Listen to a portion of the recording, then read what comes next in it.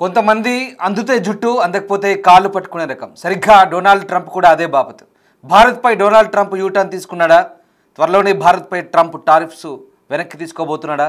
ప్రస్తుతం 50% ట్యాక్స్ విధిస్తున్నాడు. కొన్ని రోజులుగా ఇరు దేశాల మధ్య సంబంధాలు కూడా దెబ్బతిన్నాయి. అమెరికాకే ఎక్కువగా డ్యామేజ్ జరగడంతో తప్పు తెలుసుకొని ట్రంప్ వెనక్కి తగ్గుతున్నట్టుగా అనిపిస్తుంది. ట్రంప్ ట్యాక్స్పై ఇండియా తీవ్ర అసంతృప్తి వ్యక్తం చేస్తుంది.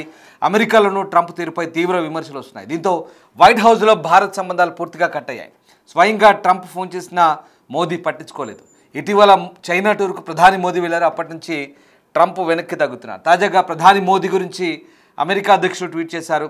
మోదీ గొప్ప ప్రధానమంత్రి అంటూ, తనకు మంచి మిత్రుడంటూ సోషల్ మీడియాలో పోస్ట్ పెట్టాడు. అయితే ట్రంప్ పోస్ట్పై ప్రధాని మోదీ స్పందించారు. ట్రంప్కు విశేష్ చెప్తూ మళ్ళీ ఆయన ట్వీట్ చేశారు. ట్రంప్ ట్వీట్కు మోదీ కూడా వెంటనే స్పందించడంతో మళ్ళీ సంబంధాలు మెరుగుపడుతున్నాయంటూ విశ్లేషకులు భావిస్తున్న పరిస్థితి. ఇక త్వరలోనే భారత్పై 25% అదనపు టారిఫ్ను ట్రంప్ వెనక్కి తీసుకుంటాడంటూ ఊహాగానాలు వెల్లువెత్తున్నాయి. సో మొత్తం మీద ప్రధాని మోదీని తన ఫ్రెండ్ అంటూనే మరోవైపు అంతర్జాతీయంగా ఇండియా పరువు తీస్తూ వివాదాస్పద వ్యాఖ్యలు చేస్తున్నారు ట్రంప్. అంతేకాదు 50% టారిఫ్లు విధించి భారతదేశ విదేశాంగ వ్యాపార వాణిజ్యాన్ని దెబ్బకొడుతూ ట్రంప్ చేస్తున్న చర్యలు మనకైతే ఎన్నో సమస్యలు తెస్తున్నాయి. అలాంటి ఆయన ఇప్పుడు యూటర్న్ తీసుకొని ప్రధాని మోదీని మెచ్చుకోవడం వెనుక పెద్ద కుట్రే దాగున్నట్టుగా అర్థమవుతుంది. ఇక వైట్ హౌస్లో తాజాగా మాట్లాడిన ట్రంప్ ప్రధాని మోదీకి తన మంచి ఫ్రెండ్ అన్నారు. మోదీతో స్నేహాన్ని ఇష్టపడతానని, అయితే ఇప్పుడు చేస్తున్న దాన్ని తాను మాత్రం ఇష్టపడట్లేదంటూ మళ్ళీ ప్రధాని మోదీ మెప్పు పొందేందుకైతే ఎత్తిస్తున్నారు. ఇంకా ఏమన్నారో చూద్దాం. ఇండియా అమెరికా మధ్య ప్రత్యేక అనుబంధం ఉంది. దాని గురించి ఎలాంటి ఆందోళన అక్కర్లేదు. రష్యా నుంచి ఇండియా భారీగా చమురుకుంటుంది. ఇది చాలా బాధాకరం. అయితే కొన్ని నెలల కిందట ప్రధాని మోదీకి నాకు మా ఇద్దరి మధ్య చక్కటి సంభాషణ భేటీ జరిగింది. మేము కలిసి న్యూస్ కాన్ఫరెన్స్ కూడా నిర్వహించాం. అంతా బాగా జరిగింది. ఇదిగో ఈ రోజ్ గార్డెన్ సాక్షిగానే మేము ఇద్దరం కలిసి మీడియా సమావేశం చేశామంటూ మోదీకి దగ్గరయ్యే ప్రయత్నం చేశాడు ట్రంప్. సో ఇక్కడ మొత్తం మీద ట్రంప్ చేస్తున్న వ్యాఖ్యలు అయితే అసలు అవివేకంగా మారుతున్నాయి, అనాలోచితంగా ఉంటున్నాయి. ఒక్కోసారి ఒక్కో రకంగా ట్రంప్ ప్రవర్తిస్తున్న తీరు, ట్రంప్కి ఏమైనా తిక్కా లేకుంటే పిచ్చా ఇలాంటి పదాలు వాడాల్సి వస్తుంది. ఒక రకంగా ట్రంప్ మెంటల్ గాడు అనే పదాలు కూడా వాడాల్సి వస్తున్న పరిస్థితి. ఎందుకంటే ట్రంప్ తీసుకుంటున్న నిర్ణయాలు కూడా అలాగే ఉన్నాయి. పిచ్చోడి చేతిలో రాయి మాదిరిగా ఆయనకు ఎలా పడితే అలా ఎడాపెడా టారిఫ్లు వాయిస్తూ ప్రపంచ వాణిజ్యాన్ని గడగడలాడిస్తూ ఒక రకంగా అన్ని దేశాలతో వాణిజ్య యుద్ధాన్ని కొనసాగిస్తూ మొత్తం ఒక రకమైనటువంటి యుద్ధ వాతావరణానికి తెరదీస్తున్నాడు. సో ఇది ట్రంప్ పరిస్థితి. వాస్తవానికి ట్రంప్ ఇటీవల ఏం చేశాడంటే ఇటు భారత్, చైనా, రష్యా ఈ 3 దేశాలు ఒక్కతాటిపైకి రావడంతో ట్రంప్కి అయితే ఒకసారిగా కాస్త అలజడి మొదలైనట్టయింది ట్రంప్కి. దీంతో యూటర్న్ అయితే తీసుకున్నట్టుగా మనకు అర్థమవుతుంది. సో గంటల వ్యవధిలోనే మనసు మార్చుకున్నారు. ముందుగా భారత్ను అమెరికా కోల్పోయిందంటూ, భారత్ రష్యా లాంటి దేశాలను కోల్పోయిందంటూ వ్యాఖ్యలు చేసి ఆ తర్వాత మాట మార్చారు. అయితే రష్యా నుంచి భారత్ చమురు కొనుగోలు చేయడం మాత్రం తీవ్ర అసంతృప్తి వ్యక్తం చేస్తూ ఈ 50% టారిఫ్లు విధిస్తామంటూ హెచ్చరికలు జారీ చేశారు. సో ఆ రకంగా అంటే రకరకాల మాటలు మాట్లాడుతూ ఉంటారు. సో భారత్ను చైనాకు కోల్పోవడం విషయంలో ఎవరినైనా నిందిస్తున్నారంటూ మీడియా వ్యక్తులు అడిగినప్పుడు అలా జరిగిందని నేను అనుకోవడం లేదంటూ ట్రంప్ యూటర్న్ తీసుకున్నారు. ప్రధాని మోదీతో తనకు చాలా మంచి సంబంధాలు ఉన్నాయని, రష్యా నుంచి భారత్ చమురు కొనుగోలు చేయడమే తనను ఇబ్బందులకు గురి చేస్తుందంటూ చెప్తున్న పరిస్థితి. సో ఆ రకంగా ఇప్పుడు అంటే ఇక్కడ తన సోషల్ మీడియా ట్రూత్ సోషల్లో షీ జిన్పింగ్, రష్యా అధ్యక్షుడు వ్లాదిమిర్ పుతిన్తో నరేంద్ర మోదీ ఉన్న ఆ పిక్చర్ని ట్వీట్ చేస్తూ భారత్ రష్యాలను మనం చైనా కోల్పోయినట్లు కనిపిస్తుంది. చైనా ఉచ్చులో పడి 2 దేశాలు మాకు దూరమయ్యాయంటూ ఆయన చేసిన కామెంట్. అంటే రకరకాల వ్యాఖ్యలు చేస్తుంటారు. ట్రంప్ ప్రభుత్వంలో ఇతర అధికారులు కూడా భారత్పై ఓవైపు విమర్శలు చేస్తూనే ఉన్నారు. భారత్ విధిస్తున్న అధిక సుంకాల వల్ల అమెరికా ఉద్యోగాలకు నష్టం వాటిల్లంటూ వైట్ హౌస్ సలహాదారు పీటర్ నవారో ఆరోపిస్తున్నారు. మరోవైపు అమెరికా ఐటీ కంపెనీలు తమ పనులను భారత్ కంపెనీలకు అవుట్సోర్సింగ్ చేయకుండా అడ్డుకునే విషయాన్ని కూడా ట్రంప్ సర్కారు పరిశీలిస్తుందంటూ ఆయన సహాయకురాలు లారా లూమర్ అంటున్నారు.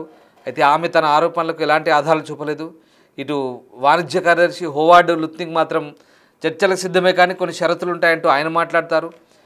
భారత్ తమ మార్కెట్ని ఇంకా తెరవాలని అనుకోవడం లేదు. రష్యా నుంచి చమురు కొనడం ఆపాలి, బ్రిక్స్ కూటంలో భాగస్వామ్యం మానుకోవాలి, అమెరికా డాలర్కు అతిపెద్ద క్లయింట్ అయిన అమెరికన్ వినియోగదారుడికి మద్దతు ఇవ్వండి, లేదంటే 50% టారిఫ్లు ఇస్తామంటూ ఇతను మాట్లాడతాడు. So Howard లుత్నిక్. సో ఈ రకంగా అనేక రకాలుగా అవాకులు చవాకులు పేలుతున్నారు. ఈ అమెరికా పాలనా యంత్రాంగం ఎవడు ఎన్ని ఆరోపణలు చేసినా కూడా బ్రిక్స్ నుంచి భారత్ని తప్పిస్తారా? మీ తరం అవుతుందా? బ్రిక్స్ కూటమిలో భారత్ చాలా కీలకమైన దేశం. అసలు వీళ్ళకి ఎందుకంటే ఒక రకంగా కొన్ని పదాలు వాడచ్చు, కానీ వీళ్ళకి ఇది భారత్ చూస్తేనే ఇది పడుతోంది. ఎందుకంటే బ్రిక్స్ కూటమి ద్వారా అమెరికన్ డాలర్కు పోటీగా అసలు వీడి పెత్తనం ఏంటి, ఈ అగ్రరాజ్యం పెత్తనం ఏంటి, అన్ని చోట్ల వేలు పెట్టి తగుదునమ్మా అంటూ అన్ని చోట్ల నేను వచ్చి కూర్చుంటానంటూ ప్రతి దానికి వీడి పెత్తనం ఏంటంటూ నీ డాలర్తోనే కదా నీ అహంకారం, నీ బలుపు అంటూ నీ డాలర్ విలువ తగ్గించే ప్రయత్నం చేస్తామంటూ భారత్ ఎప్పుడైతే కామెంట్ చేసిందో తద్వారా అప్పటి నుంచి అమెరికాకు వణుకు పుడుతోంది. భారతదేశం అనుకున్నంత పనిచేస్తే మళ్ళీ మా పరిస్థితి తారుమారయ్యే అవకాశం ఉంది అని భావిస్తున్నారు. నిజానికి మనకంటే ఎక్కువ చైనా కొంటుంది కదా, మరి చైనా విషయంలో ఎందుకు ఈ టారిఫ్లు వేయడు? మనకంటే ఎక్కువ ఇరాన్ కూడా కొంటుందిగా మనతో సమానంగా, ఎందుకు చేయరు? పాకిస్తాన్తో ఏదో బిజినెస్ సంబంధాలు అయినాయి, కొడుకు అల్లుడు ఉన్న ఆ సంస్థతో పాకిస్తాన్ క్రిప్టో కరెన్సీతో సంబంధాలు ఉన్నాయి. ఈ విషయాలు అమెరికా వల్ల బయట పెట్టారు. ఇది వ్యక్తిగత వ్యవహారాలు. అంటే అమెరికా అధ్యక్షపీఠం పెట్టుకొని తన వ్యక్తిగత ప్రయోజనాల కోసం పాకులాడుతున్నాడు ఈ వ్యక్తి. అహంకారం, ఏకపక్ష నిర్ణయం, అహంకారపూరిత ధోరణి. అసలు ట్రంప్ తీసుకునే నిర్ణయాలు పిచ్చోడి మాదిరిగా ఉంటాయి. పూటకో మాట, గడియకో మాట. అదే అందితే జుట్టు, అందకపోతే కాళ్ళు అన్న మాదిరిగా ఉంటుంది ట్రంప్ నిర్ణయం. అసలు ఈయన బ్రిక్స్ కూటమి నుంచి మనం తప్పుకోవాలంట.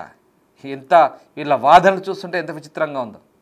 మనం టారిఫ్లు తగ్గించాలంటే రష్యా నుంచి మనం చమురు కొనుగోలు ఆపాలంట వీడి కోసం. ఇదంతా కూడా అసలు ఏమనుకుంటున్నారు? భారత్ చూస్తే వణుకు నిజంగా ఇది పడుతుంది వాళ్ళకి. ఎందుకంటే భారత్ స్వతంత్రంగా ఆర్థికంగా ఎదుగుతోంది, సైనిక పరంగా ఎదుగుతోంది, సాఫ్ట్వేర్ ఇంజనీర్లను తయారు చేస్తున్నాం, డాక్టర్లను ఇస్తున్నాం, అనేక బహుళజాతి కంపెనీలు, అనేక ప్రోడక్ట్స్. ఇవన్నీ ఒక ఎత్తు అయితే అంతరిక్షంలోకి నేరుగా భారత్ ఎవరి సహాయం లేకుండా వెళ్తుంది. చంద్రమండలంలోని సౌత్ పోల్ను కూడా భారత్ తాకింది. మీకు ఈ విషయం తెలిసిందే. ఇప్పటివరకు అమెరికా కూడా సాధ్యం కాలేదు. భారత్ అనేక విధాలుగా శాస్త్ర సాంకేతిక రంగాల్లో, వ్యవసాయంలో టాప్, శాస్త్ర సాంకేతిక రంగాల్లో టాప్, అలాగే ఐటీ ఇంజనీర్లలో టాప్, వాణిజ్యంలో కూడా ఎదుగుతుంది. ప్రపంచంలో 3వ ఆర్థిక శక్తిగా ఉంది. ఎవరిపై పెద్దగా ఆధారపడదు. అవసరమైతే ఇంజనీర్లను తయారు చేస్తుంది, డాక్టర్లను తయారు చేస్తుంది, ఎక్స్పర్ట్స్ని తయారు చేస్తుంది. కరోనాకు మంది ఇచ్చింది ప్రపంచానికి. ఏం తక్కువ? ఫార్మా రంగంలో ముందుంది, ఐటీ ఎక్స్పోర్ట్స్లో ముందుంది. అమెరికాని నడిపించేది మన ఐటీ ఇంజనీర్లు. అమెరికాలో డాక్టర్లు కూడా చాలామంది మన వాళ్ళు ఉన్నారు, ప్రొఫెసర్లు ఉన్నారు, యూనివర్సిటీల్లో వ్యాపారవేత్తలు ఉన్నారు. అన్ని రంగాల్లో అమెరికాలో భారతీయ నిపుణులు ఉన్నారు. ఇది చూసి కంటగింపుగా మారుతుంది ఓర్వలేనితనం. భారత్తో ఇతరత్ర వైరమేం లేదు. కేవలం భారత్ను ఆర్థికంగా శక్తిగా ఎదగనియకుండా చేయాలంటే ఇది ఒక అక్కసు. అంతేకాదు వ్యక్తిగత అక్కసు ట్రంప్కు. ఆయన కొడుకు, అలాగే ఆయన అల్లుడు ఉన్నటువంటి WLF అనే ఒక కంపెనీ ఉంటుంది, ఒక ఆర్థిక పరమైన సంస్థ. అది దాంతో పాకిస్తాన్ క్రిప్టో కౌన్సిల్తో వీళ్ళు టైఅప్ అయ్యారు.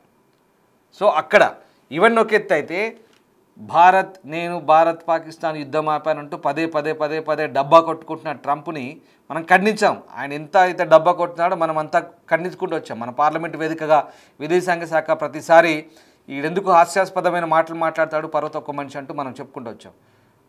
అయితే నేను ఆ యుద్ధం ఆపాను, మీరు నాకు నోబెల్ బహుమతికి నామినేట్ చేయనంటూ మనం మోదీని అడిగితే చీప్ పోరా అన్నాడు. సో దాంతో ఈ ట్రంప్ అనే ఈ మూర్ఖుడికి ఎక్కడో మండింది. మమ్మల్ని మీ వల్ల నా నోబెల్ దూరం అవుతుందని ఒక అక్కస్తో మన మీద కక్ష కట్టాడు. మళ్ళీ మనం రష్యా, చైనాతో ఎక్కడైతే మన మోదీ గంభీరంగా ఒక సింహం మాదిరిగా ఏ రకంగానైతే చైనా వేదికగా వ్యవహరించాడో, అందరితో ఆలింగనాలు కరచాలనం చేసుకుంటూ ఒక పెద్దన్న పాత్ర పోషించాడో మన మోదీ, ఎంత గంభీరంగా ఒక నాయకత్వ లక్షణాలతో ఒక పరిపూర్ణమైన వ్యక్తిగా, ఒక నాయకుడిగా అక్కడ తన చతురతను ప్రదర్శించాడో అంతర్జాతీయ వేదికలపై, అక్కడే ట్రంప్కు నిజంగా ఆ రోజు నిద్ర పట్టలేదేమో. ఆ రోజు ఒక నైట్ మేర్ లాగా, ఒక పీడకల్లాగా మిగిలి ఉంటుంది బహుశా. ఈ 3 దేశాలు కలిస్తే ప్రపంచంలో 3 super economical global power leaders వీళ్ళంతా కూడా, వీళ్ళు కలిస్తే నా పప్పులు ఉడకవనేది ఇక్కడ ట్రంప్ భయం. అసలు సగటు అమెరికన్లకి ట్రంప్ వ్యవహార శైలికి సంబంధమే లేదు. ఇక్కడ మొత్తం అమెరికా దేశాన్ని ఆపాదించే లేదు. ట్రంప్ అనేవాడు కేవలం ఒక పిచ్చివాడి వాదిలా వ్యవహరిస్తున్నాడు. ట్రంప్ తీసుకునే నిర్ణయాలు మొదటి నుంచి కూడా రెండోసారి ఎప్పుడైతే అధ్యక్షుడు అయ్యాడో అప్పటి నుంచే ఈ వెర్రి చేష్టలు ప్రపంచ వాణిజ్యాన్నే గడగడలాడిస్తున్నాడు. అసందర్భోచితంగా టారిఫ్లు వేస్తాడు, ఇష్టారాజ్యంగా వివరిస్తాడు. అహంకారం, ఏకఛత్రాధిపత్యం. ఈయనకి కొంతమంది అక్కడ వత్తాసు పలుకుతుంటారు. ఇక అక్కడ డెమోక్రాట్లు, విపక్ష డెమోక్రాట్లు అయితే మొత్తుకుంటున్నారు. 20 సంవత్సరాల నుంచి బిల్డ్ చేసుకున్న భారత్ యుఎస్ సంబంధాలని పూర్తిగా దెబ్బతీస్తున్నావు మూర్ఖుడా అంటున్నారు. ఇగో ఇది పరిస్థితి. కానీ ఇప్పుడు యూటర్న్ తీసుకున్నాడు. మళ్ళీ అయ్యో నాకు మోదీ మంచి మిత్రుడు, ఇద్దరం కలిసి ఛాయ్ తాగాం. ఇదిగో ఈ రోజ్ గార్డెన్లోనే మేము ఇద్దరం ప్రెస్ మీట్ పెట్టాం. చాలా మంచి వ్యక్తి మోదీ. నేను హ్యూస్టన్లో హౌదీ మోదీ కూడా ఆదరైనప్పుడు నేను చెప్పాను కదా అదే విషయం. భారత్ మాకు మంచి దేశం, మేము ఎక్కడ కోల్పోం అంటున్నాడు. అంటే ఇక్కడ సగటు అమెరికన్స్కే డ్యామేజ్ జరుగుతుంది, సగటు అమెరికన్స్కే డ్యామేజ్ జరుగుతుంది. వాళ్ళ తలసరి ఆదాయం, వాళ్ళ ఆదాయం కంటే వాళ్ళ ఖర్చులు ఎక్కువ, రేట్లు పెరుగుతున్నాయి. అనేక రంగాలుగా వాళ్ళకి ఇప్పుడు ఇబ్బందులు అవుతున్నాయి. మన ఒక్కరమే కాదు, మనకు, బ్రెజిల్కు, అన్ని దేశాలకు అడ్డగోలుగా టారిఫ్లు వేస్తున్నాడు. సో ఇక్కడ బ్రెజిల్ మనము బ్రిక్స్లో చాలా కీలకం కాబట్టి మనం ఎక్కడ డాలర్కు వ్యతిరేకంగా అక్కడ ఇతరత్ర కరెన్సీని రూపొందిస్తామా లేదా అంతర్జాతీయ మారకానికి సంబంధించి వేరే కరెన్సీని ప్రోత్సహిస్తామోనని భయం. దాంతో వణుకు పుట్టి భారతదేశాన్ని పరోక్షంగా ఇలా టార్గెట్ చేస్తున్నారు, ప్రత్యక్షంగానే టార్గెట్ చేస్తున్నాడు. 50% వేస్తా అంటాడు, ఇష్టమైతే ఇంకో 50 వేస్తా అంటాడు. అప్పుడే మాట మారుస్తాడు, అప్పుడే మళ్ళీ దిగొస్తాడు. అయ్యో లేదు నాకు మోదీ మంచి మిత్రుడు, భారత్ మంచి మిత్రులు అని చెప్తాడు. ఏదేమైనా యూటర్న్ తీసుకున్నాడు. మళ్ళీ చెప్తున్నాను, అందితే జుట్టు, అందకపోతే కాలు. ఆ బాపతే ఈ ట్రంప్.